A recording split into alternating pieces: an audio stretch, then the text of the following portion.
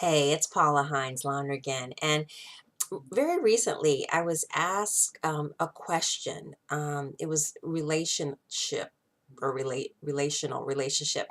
I've been married almost 25 years to a man.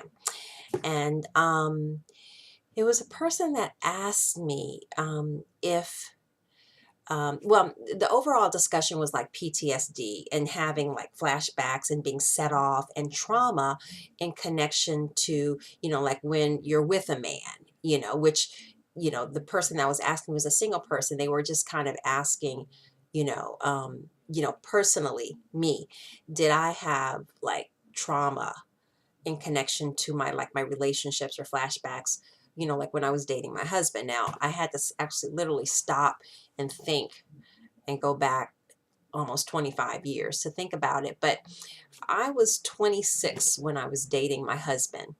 And by that point, it had been, I guess, 7 years since my uncle had abused me or, touched me inappropriately. I was 19, So by the time I was 26, I had pretty much compartmentalized my childhood experiences.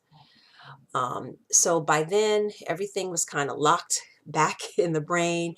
It was kind of a non-issue. So, I can say that I was able to enter into my relationship with my husband and into my marriage without the trauma being overly prevalent. Now, no one goes unscathed, by sexual abuse, but it was so packed away that it was like pretty much a non-issue. Um, and then when it came to after my grandmother died, it's like that's when I guess we'll say the lid blew off, you know. And at that point, it was like I personally started to unravel. I mean, the essence of me, started to unravel. I mean, I have a greater understanding of it now than I did 8, 9 years ago on the whole reasoning, why that happened. But then, of course, at that point, because I was changing and suffering from PTSD and depression and anxiety and flashbacks and at that point, so I became different. So of course, I'm different in my relationship with my husband. I became as I'm endeavoring to kind of work through things, of course, it's always going to, affect your significant other. But I I kind of view it as and the person I was talking to was actually kind of mentioning that too. It's like, you put the top off of something, if you shake a soda, and it's contained. The sodas can, you can shake it up all you want, but when you take that top off, then it just blows up and you can't put the soda back in. It's like you at that point, you got soda everywhere, sticky and flying, you just have to learn how to clean it up. And that's kind of how I view kind of myself, I guess. I went, 40, how many, 8 years ago? 42 years with my childhood experience being pretty much a non-issue. Like I said, they were compartmentalized, which is not uncommon. Children learn to, put the put their abuse in the back of their brain. But once it became an issue, then it was necessary for me to address it, clean up the soda, so to speak.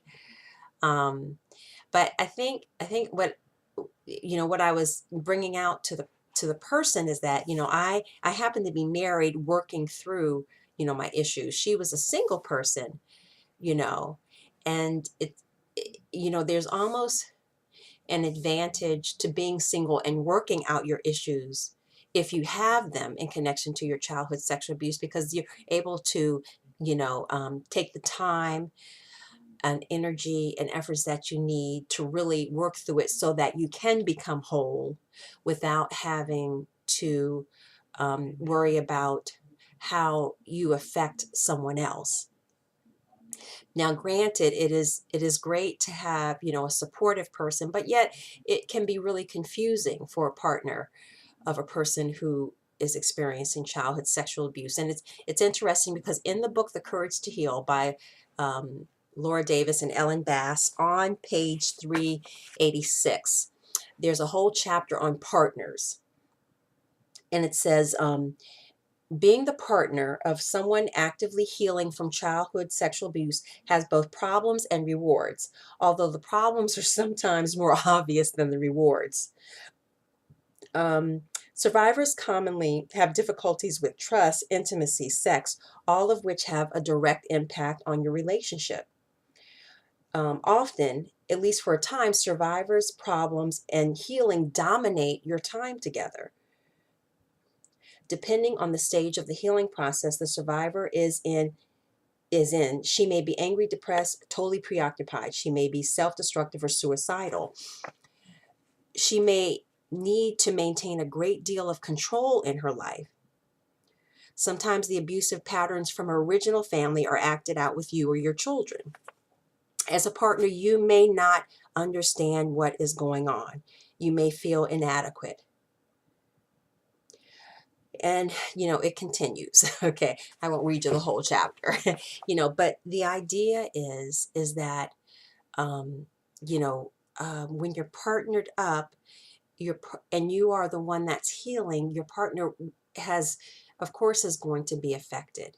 But I think it's very important, in addition to you as the survivor, to be educated about yourself and your healing, but for your partner as well to educate themselves about your process of healing and the things that you may go through. And I was talking to a person who was relaying to me how, uh, I guess, a friend of theirs was like 50 or whatever, and started to remember they were being abused. And the person never told their husband, so now they're grown, you know, and trying to work through, that issue. But it's something that it needs to be talked about within the relationship so that everybody is on the same page and understanding what may be the process, the results of working through healing of childhood sexual abuse. I hope this is making sense. I covered a lot of different things here, but send me a comment. Time's up for silence at gmail.com. This is Paula Hines Lonergan, and time's up for me to be silent.